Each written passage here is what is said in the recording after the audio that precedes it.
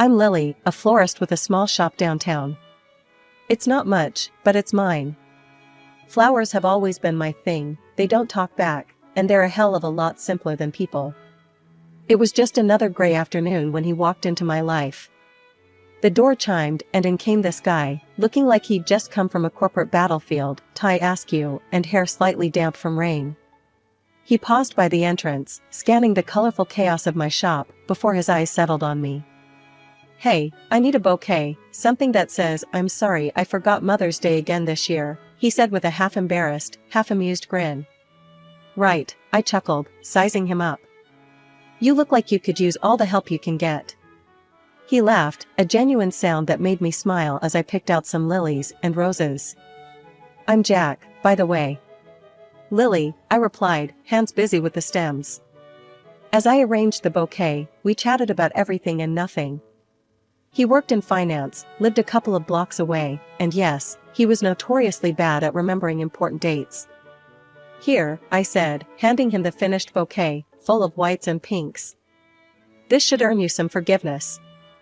He smiled, that slow, charming smile that had probably won over tougher crowds than me. "Can I take you out for a coffee then? As a thank you." We exchanged phones to punch in our details, his fingers brushing against mine as he handed it back. Something fluttered in my chest, a little like the excitement I felt when a new shipment of exotic flowers came in. A few days later, we met at a cozy little cafe halfway between his office and my shop. It was a quiet place, the kind with mismatched furniture and a chalkboard menu. We found a spot by the window, rain streaking down the glass outside, a perfect backdrop to a slow, easy conversation. We talked about everything, movies we liked, books we'd read, places we wanted to travel. It was surprising how easy it was to talk to him, how much we had in common, despite our different paths. "So, how about a real date?"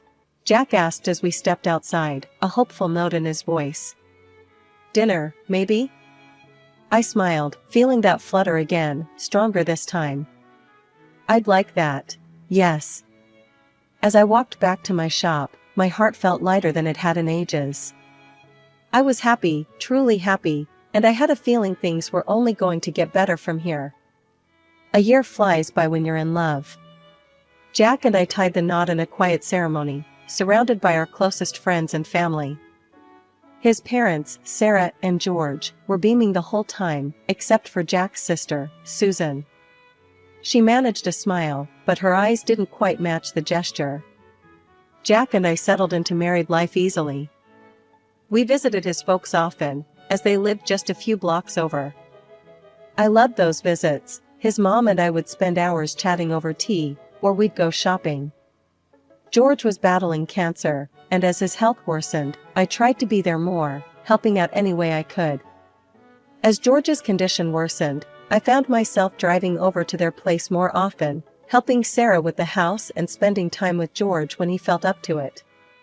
One afternoon, while Sarah and I were returning from a walk, Susan pulled up in her flashy car, a scowl already forming as she saw me.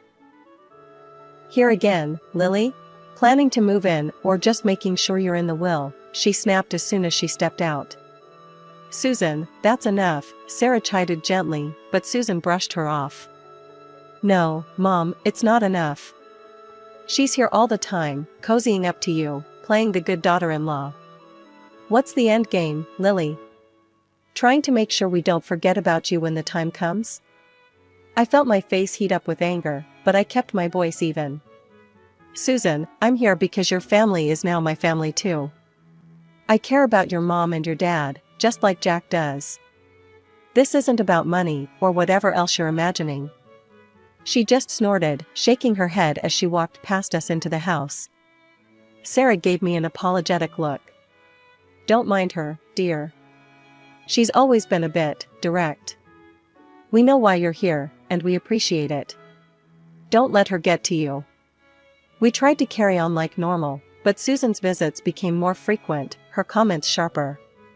She'd critique everything from how I helped in the kitchen to how I decorated our home. It was like walking on eggshells whenever she was around. When George passed away, it was a tough time for all of us.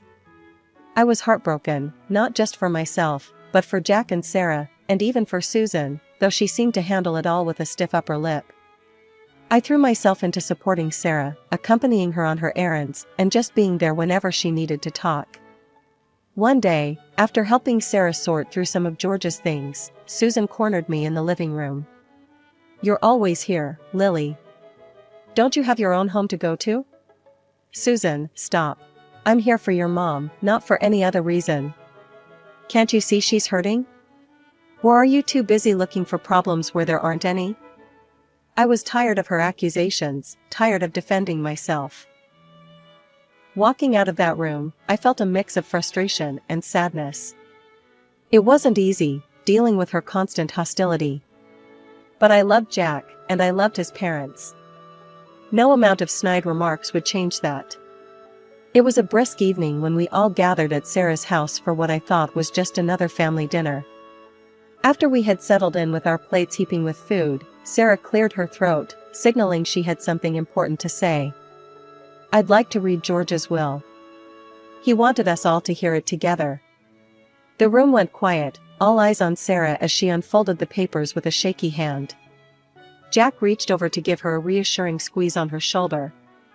Susan and her husband, Rick, leaned in, anticipation written all over their faces.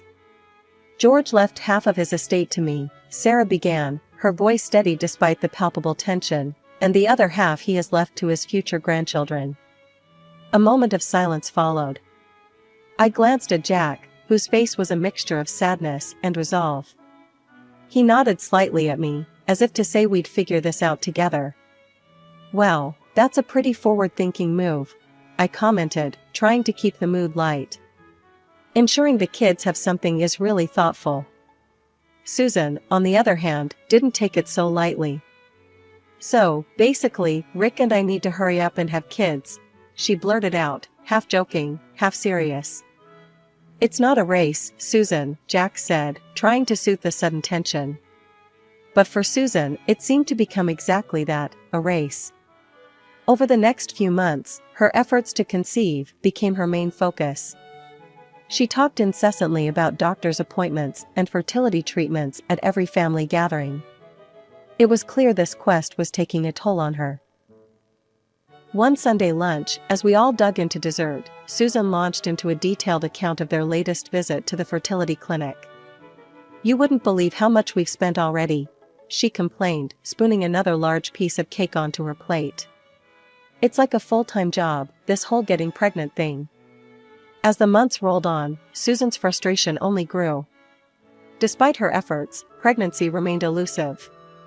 At a particularly low point, after her third unsuccessful attempt at artificial insemination, she broke down during a family barbecue. "It's not fair," she cried out, tears streaming down her face as she sat slumped in a patio chair. "Why is this happening to me? I'm trying everything, and nothing works." "It's going to be okay, Susan." Sarah tried to console her, rubbing her back. "These things take time. Maybe you're putting too much pressure on yourself." But Susan was beyond consolation. "You don't understand, Mom. It's not just about having a baby. It's about Dad's will, about securing our future. I need this." The desperation in her voice was heartbreaking. Jack and I exchanged looks, both of us feeling helpless. We knew how much she wanted this, how it had consumed her. It was another one of those communal dinners at Sarah's house. These gatherings had become more strained than soothing, especially with Susan's increasing demands and deteriorating demeanor. As we all sat down, the air was thick with the scent of roast beef and the undercurrents of unspoken tensions. Just as we were about to start eating, Susan clinked her glass, standing with a bit of a struggle due to her now prominent belly. "I have an announcement," she declared, her voice tinged with a mix of triumph and challenge. "I'm pregnant, finally," she beamed, rubbing her belly. The table erupted in congratulations, everyone expressing their joy and relief, but I noticed the smug look she shot me as she continued. "And once the baby arrives, Dad's money will go to where it rightfully belongs, my child." Her words, especially the way she looked at me when she said them, felt like a slap. Jack squeezed my hand under the table, a silent signal not to rise to the bait. "That's wonderful news, Susan," I managed to say, keeping my voice steady despite the irritation bubbling inside. Yeah, isn't it? Susan smirked. It's just so perfect. Now everything's falling into place. As the dinner progressed, Susan's demeanor became more unbearable. She demanded special attention for her dietary needs and wouldn't let anyone forget for a minute that she was carrying the family's future heir. Could you pass the salt? Oh wait, no, I shouldn't. Doctor's orders, she'd say, then launch into a detailed account of her latest doctor's visit, fishing for more sympathy. Jack and Sarah were endlessly patient with her, but I could see the strain on their faces.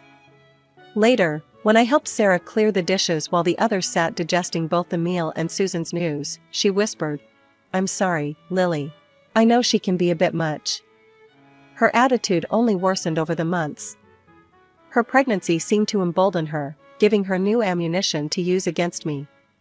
She critiqued everything from the way I dressed. "Don't you think that skirt's a bit tight for a family dinner, Lily?" To how much time I spent at work, must be nice, caring more about flowers than family. Each visit left me more drained than the last.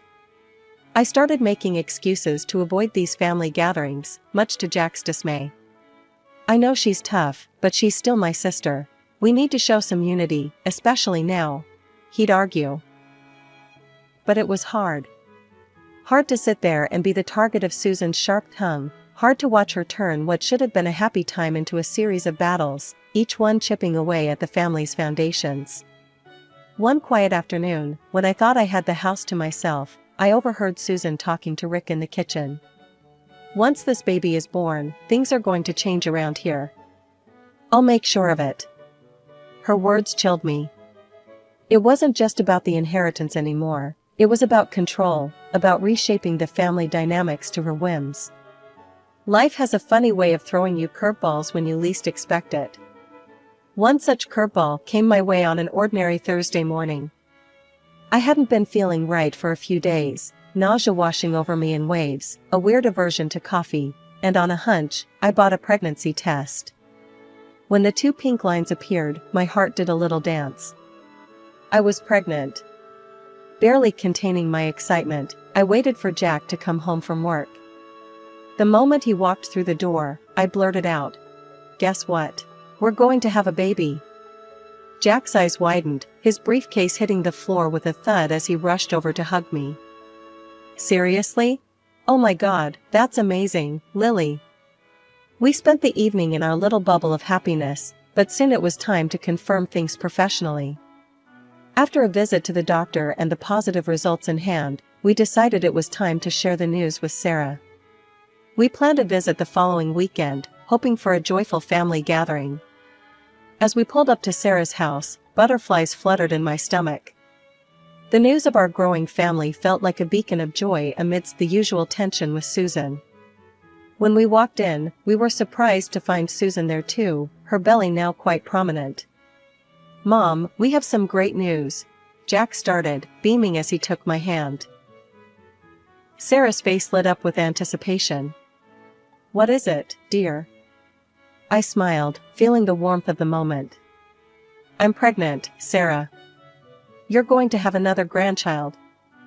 Sarah clasped her hands together, tears brimming in her eyes. "Oh, my dears, that's wonderful. I'm so happy for you both." But as we turned to Susan, the atmosphere shifted. Her face drained of color, her lips tightening into a thin line. "This is convenient, isn't it?" Susan's voice was sharp, her eyes flickering with anger. "And how do we even know it's true? For all we know, she could be making it up to get a piece of the inheritance. We should have a DNA test. Who knows if it's even Jack's?" Jack stepped between us, his body tense. "Don't you dare accuse Lily of such things. She's your sister-in-law, and she deserves your respect, not your conspiracy theories." Susan scoffed. "Respect? She's nothing but a gold digger. Watch, she'll probably give birth to some freak." That was the last straw. Tears spilled down my cheeks, the hurt too deep to contain. Jack wrapped his arm around me, his own face a mask of anger and disbelief. "Apologize to her, now. he demanded, but Susan just rolled her eyes. I'm not feeling well. I need to go home, she muttered, avoiding our gazes as she grabbed her purse and stormed out. Sarah hurried over to us, her expression apologetic. I'm so sorry, my dears. Please don't mind her. She's been under a lot of stress, and the hormones, they're making her a bit more. It's not just the hormones, Mom, Jack said quietly. It's her. And it's getting out of hand. Sarah nodded sadly, her eyes filled with worry. I know, Jack. I'll talk to her. But for now, let's focus on this beautiful news. Lily, my dear, I'm so thrilled for you both. As we sat down to a quieter dinner, the earlier excitement dampened by Susan's outburst, I tried to focus on the positive. I was going to be a mother, and no amount of spite from Susan could take away the joy of that realization. When Jack's mother invited me over for morning coffee and mentioned she had baked my favorite blueberry pie, I couldn't resist. I arrived at Sarah's home, to the comforting aroma of fresh coffee and pie. To my surprise, Susan was there too. The atmosphere was oddly calm, a stark contrast to our last encounter. She even managed a small smile as I walked in. Lily, I want to apologize for last time, Susan said, her voice lower than usual. I was out of line. It shouldn't have happened. I was taken aback by her sudden change in demeanor, but decided to take the high road. Thank you, Susan. I appreciate that. Let's just put it behind us. We sat down at the kitchen table, and Sarah served the pie and poured the coffee. The pie was as delicious as I remembered, and for a moment, it felt like things might actually be okay. But halfway through, a sharp headache pierced through my temples. Ugh, I've got a terrible headache all of a sudden, I murmured, rubbing my forehead. Oh, I have something for that, Susan quickly said, getting up from her seat. It's totally safe for pregnancy. I'll get it for you. She returned with a pill and a glass of water, her hand steady, her eyes watching me closely. Here, this will help. I hesitated for a moment, looking at the small white pill in her hand. Something felt off, but my throbbing head pushed those thoughts away. I thanked her and swallowed the pill, hoping for relief. After a few minutes, my headache didn't subside. Instead, a wave of nausea overcame me. I think I need to rinse my glass, I said, standing unsteadily. In the kitchen, as I washed the glass, my gaze caught on something in the trash bag. My heart stopped when I saw the packaging. It was unmistakably the type of medicine George used during his chemotherapy. Panic surged through me as I remembered the dire warnings about such drugs and their effects on pregnancy. My hands shaking, I pulled out my phone and dialed 911. I think I've taken something dangerous for my pregnancy, I said as soon as the operator picked up. Ma'am, you need to try to vomit immediately to prevent any more absorption into your system, the operator instructed urgently. I dropped the phone and turned to the sink, drinking cups of water rapidly before forcing myself to throw up. It was horrible, the feeling of panic mixed with the physical strain, but I kept going until I felt I couldn't anymore. From the other room, I could hear the muffled sounds of Sarah asking, Lily? Are you all right in there? I didn't answer, my focus solely on what the operator had told me. I kept drinking water, kept trying to clear whatever I had ingested from my system. Stumbling out of the bathroom, my hands still trembling and my heart pounding, I found Sarah and Susan waiting anxiously. Their faces were etched with concern, or in Susan's case, something that flickered suspiciously like fear. I need quiet right now, I managed to say, my voice hoarse from the ordeal. Please, just, no questions. Without waiting for their response, I pulled out my phone and dialed Jack. His voice was a lifeline as I recounted the terrifying discovery and my subsequent actions. I'm calling the police, Lily, he said firmly. Stay there. They'll be with you shortly. The moment Susan heard the word police, her face lost all color. You're making a scene over nothing, she snapped, her voice rising. You're just trying to get attention. Enough, Susan. Sarah's voice cracked like a whip. What did you give to Lily? Just paracetamol, Mom, Susan replied, her voice shaky, eyes darting around nervously. Nothing harmful. I cut in, my patience worn thin. Then explained the chemotherapy drugs in the trash. That's not paracetamol. Susan's eyes widened, and she made a move toward the kitchen, perhaps to hide or dispose of the evidence, but it was too late. The sound of sirens filled the air, and within moments, police officers were at the door. I told them everything, from the suspicious pill to my alarming discovery. They listened intently, taking notes, their expressions grim. One officer held up the package of medication I had found. "We'll need to check this for fingerprints," he said, sealing it in an evidence bag. Susan stood by, pale and silent. When the ambulance arrived, I was whisked away to the hospital for a thorough medical examination, leaving the house under a cloud of unanswered questions and unspoken accusations. Over the next couple of days, the police worked swiftly. Susan was detained after her fingerprints were found all over the medication packaging. During the interrogation, she initially stuck to her story, claiming, "I just touched those meds when I was in Dad's room once." But Sarah dismantled her defense with a few cold facts. "Those drugs were always kept in a locked cabinet," she told the police, her voice steady despite the emotional weight of her words. Susan never went in there until that day. Faced with overwhelming evidence, Susan finally broke down and confessed. "I just wanted to make sure the inheritance was secure. I didn't think it would go this far," she sobbed, her facade crumbling. The confession was a small solace in the storm of emotions. Betrayal, fear, and relief mingled within me, leaving me exhausted but grateful that the truth had come to light.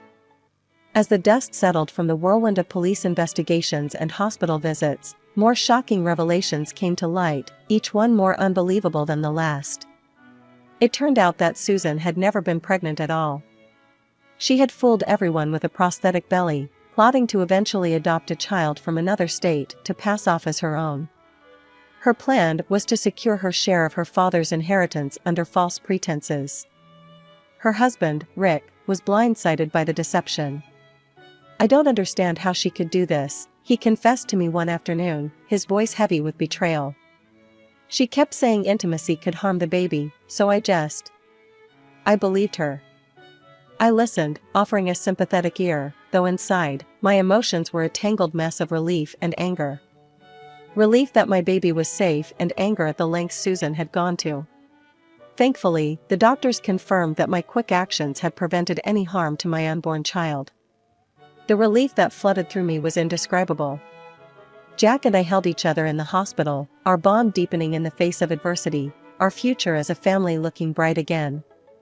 However, Susan's fate took a darker turn. She was convicted of attempting to harm me and sentenced to 3 years in prison. At Sarah's insistence, the courts also adjusted George's will, effectively disinheriting Susan. This meant she could no longer claim any part of her father's estate, regardless of any future children she might have. The fallout was severe. Sarah, heartbroken but resolute, distanced herself from her daughter, focusing on healing the family that remained. Rick, feeling betrayed and disgusted, filed for divorce and cut all ties with Susan.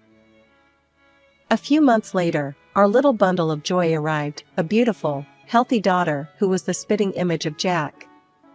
Holding her in my arms, every struggle seemed worth it to reach this moment of pure happiness. We decided to save the inheritance money for her education and any future siblings she might have. But peace was short-lived. Shortly after Susan's release, she reached out to me, her voice desperate over the phone. "Lily, I know I've made mistakes, but I need help. The inheritance, I don't have anything left." I held the phone tightly, my other hand instinctively cradling my daughter, who was nestled against my chest. "Susan, after everything that happened, I can't do this. I have to think about my family now." Without waiting for her response, I ended the call and blocked her number. Jack stood by the doorway, having overheard the conversation. He walked over and put his arm around us. "Are you okay?" he asked, his brow furrowed in concern. Yeah, I am now, I replied, gazing down at our daughter who gurgled happily, oblivious to the complexities around her. Good, because we're all that matters. You, me, her, and any future little ones. We're a family, and nothing's going to change that, he said, kissing the top of our daughter's head gently.